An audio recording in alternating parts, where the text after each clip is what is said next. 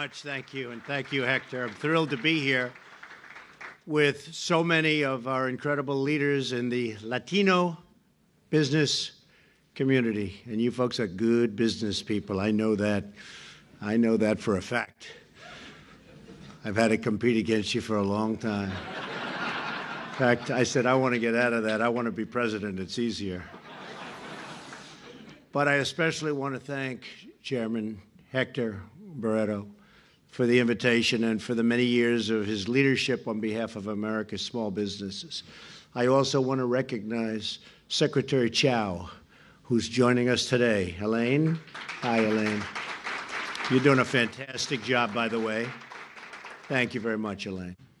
Most of all, I want to thank all of you, the Latino business leaders, who are living proof that the American dream is back and stronger than ever. The Latino community embodies the pioneering spirit of America. We're a nation that loves adventure, and you love adventure, that celebrates risk-taking and that embraces faith and family as the true center of American life. As president, I am committed to unleashing the full potential of the Latino community by removing government burdens, by restoring safety and security to our neighborhoods, and by defending America's interests so that all of our citizens can prosper. America First is about unity. It's about coming together as one family, one big, beautiful American family, no matter our race or color or creed, to protect our jobs, our communities, and our country. We want all Americans to thrive and flourish together. Our program is working far beyond our wildest expectations. We've created nearly 3 million jobs since the election. Think of that, 3 million jobs. If I would have said that prior to the election, nobody would have believed it. All right? They would not have believed it. Today, we have more Hispanic Americans working than ever before in our history, setting records. New jobless claims have hit a 48-year low last week. And last year, the Hispanic unemployment rate reached the lowest level in history. Congratulations. And I'm proud to report Hispanic unemployment has now remained at or below 5% for the longest period of time ever recorded. You're doing very well. That's good. Consumer confidence is at an 18-year high. Business confidence is through the roof, with a record number of small business owners saying that now is a good time to expand. And by the way, we're going to keep your playing field level so that we don't have outside interests coming in and hurting our country, which they've been doing. They've been doing a lot of that over the last 25 years, and we're doing a lot of things to stop that. And you're seeing that actually already in the numbers. That's why these numbers have been so good, or great, I might add. Latino-owned businesses now make up more than 10% of all businesses in the United States, providing jobs for more than 2 million American workers. These businesses contributed nearly $500 billion to our economy last year alone.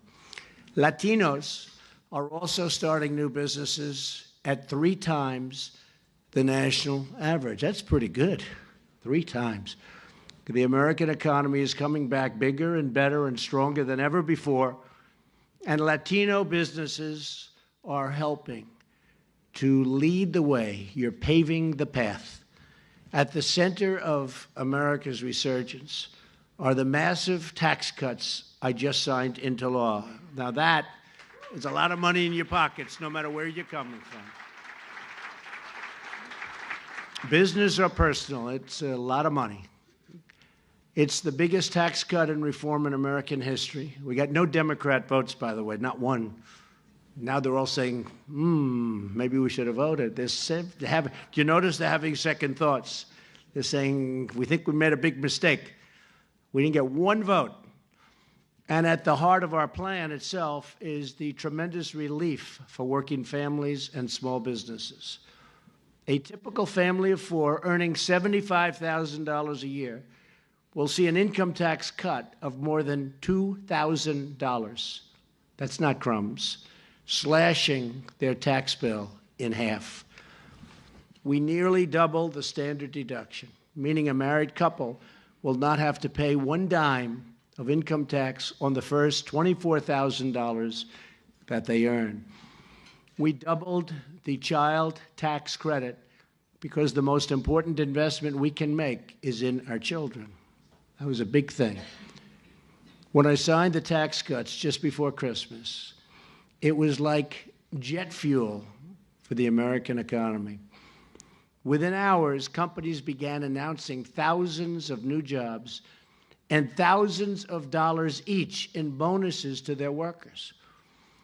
Over 4 million workers have already received tax cut bonuses, and the number continues to grow every single day. As a result of our business tax cuts and reforms, the typical family will see their annual household income eventually rise by an average of $4,000 a year. We have finally given American businesses a level playing field, and you'll see more of this in the coming weeks. We're bringing it back. Our jobs have been stolen from us. Our businesses have been taken. Our factories have been closed. It's all coming back. You saw 2 weeks ago, Chrysler announced they're leaving Mexico and they're coming back into Michigan. Going to open up a big plant. We have many plants opening. Many plants are opening. They're coming back. For a lot of reasons they're coming back, but one of them is the tax cuts. Another is the regulations. But now we're able, again, to compete with anyone in the world. Joining us today are two business leaders who are at the forefront of America's economic revival. Jeanette Prenger is the president of Echo Select, a technology staffing business in Kansas City, Missouri. Great place. A lot of people from Kansas City, I noticed. Seen a lot of people from Kansas City, a lot of friends there. Not only is her company's tax bill going down, her sales are going way up as other businesses hire and just really are working very hard. She's filling those jobs for those businesses, and they're really creating something very special. In fact, Jeanette says her business is experiencing the best quarter in the company's 22-year history. And that's great news for everybody. Congratulations to Jeanette. Where is Jeanette? Where is Jeanette? Hi, Jeanette. Pretty good, right? Big difference. Big difference. Yep. A lot of people are saying the same thing. Thank you very much, Jeanette. Adam Devone is also joining us. Adam is the founder of Benefits Exchange Alliance, an HR consulting firm headquartered in Orange County, California.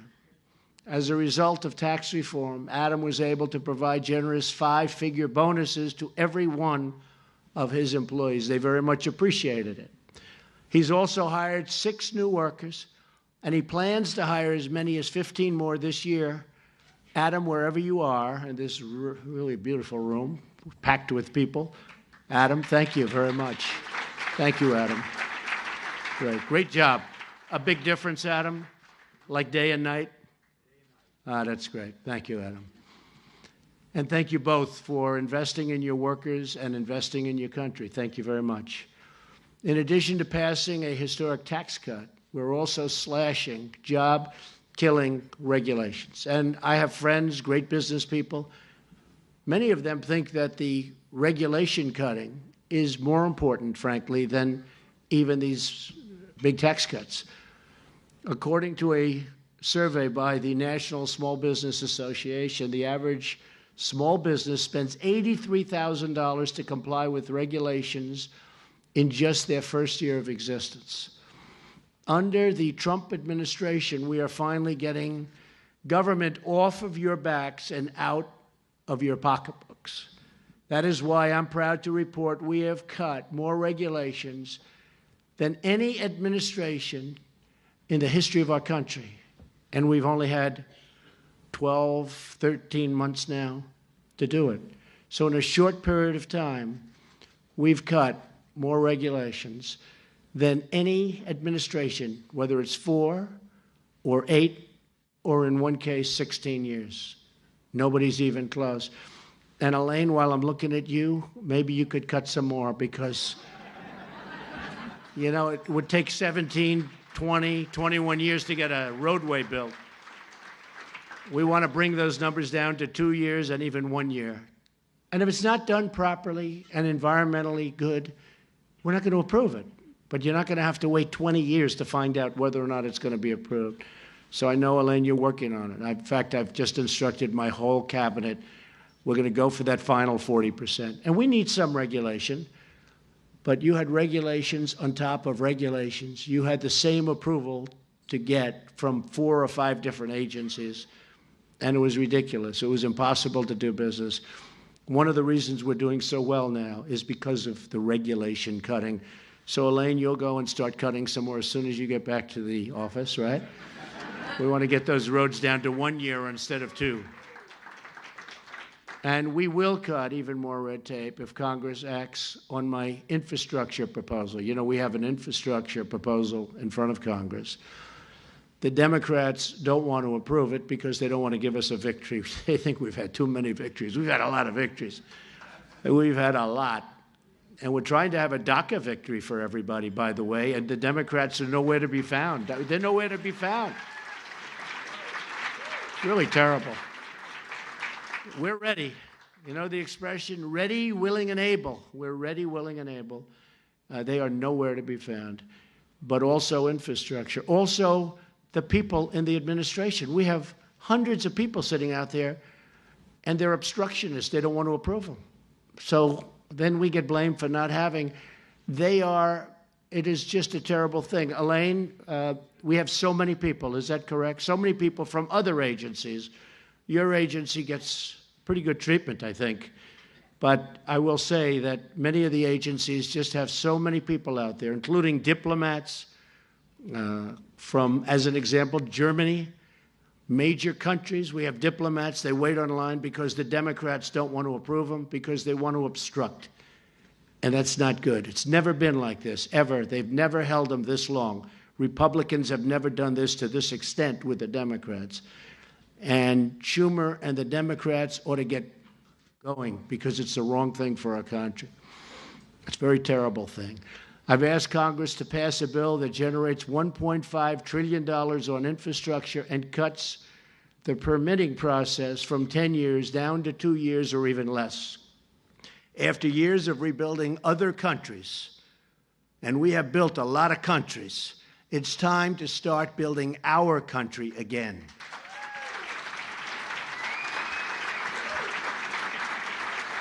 But a wealthy nation must be a safe nation. Protecting the security of our country is my highest duty.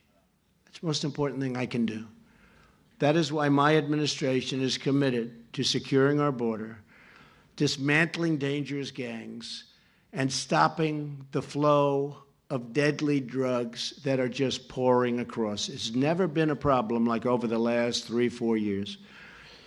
And we're doing a job, and I will say the Border Patrol and the ICE and all of the different people that are working so hard, law enforcement generally, they're working so hard on the drug problem. It's never been a problem. Many countries are having this problem, but there's never been anything like it in the history of this world. And it's destroying people's lives, so many. And we're going to stop it.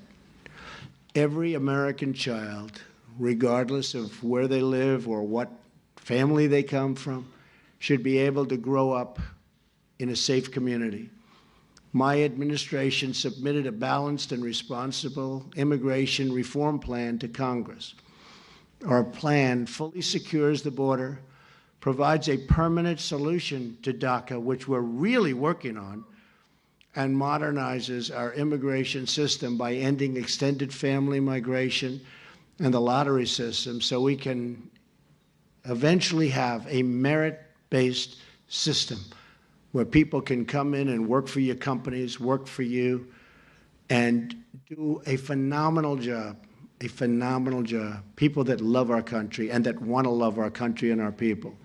These reforms are supported by the vast majority of Latino voters.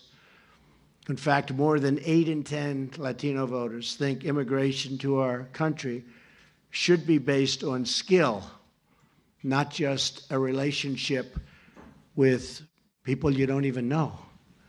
This is the mainstream view of all Americans, including Latinos. Yet the Senate Democrats filibustered our plan because they don't care about the immigration system or reform, and they don't want to solve the problem. They would rather use it to get elected. That's not working so well. But we remain committed to immigration reform that protects our country, strengthens our economy, and lifts our workers from poverty to prosperity. We want every American to know the dignity of work, the pride of a paycheck, and the satisfaction of a job well done. Because when our people are free to live their lives and to follow their hearts, there is nothing at all that we cannot achieve. What we are witnessing now is the rebirth of the American dream. Everybody in the world is talking about it. It looks a little nasty when you watch the news, or as I sometimes call it, the fake news. But everybody in the world is talking about what's happening in the United States. It's really incredible. Best numbers in so many different ways. Companies, unemployment, so many records we're setting. The whole world is talking about it. And each of you here today, along with millions of hardworking Latinos all across our nation, are making that dream into a reality. You're really making America great again. A lot of the people in this room are making America great again.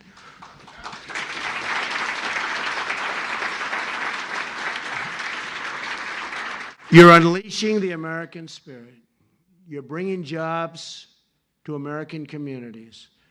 And you are fighting for the American way, because you know that America is a nation that thinks big, dreams even bigger, and always reaches for the stars. You're reaching for the stars. I know so many of you, you're reaching for the stars. You have been for a long time, and now you're getting there. Together, we will build great buildings, invent incredible new products, discover amazing new technologies, and blaze bold new trails in science and medicine and the arts. And we will do it all with American skill, American grit, and American pride. This is our time. This is our moment. Go get DACA. Go push those Democrats. I'm telling you, it's close. So this is a moment for DACA, for all of us. But this is a very special moment. A lot of tremendous things can happen here. Right now, so many tremendous things can happen if people want them to happen. This is how we are taking care of our people, taking care of our country. I just want to thank all of you for being here. Having known so many in the room and having respected all of you, I can say that I'm very proud of you, and I know you're very proud of our country. So thank you all very much. God bless you, and God bless America. Thank you very much. Thank you. Thank you.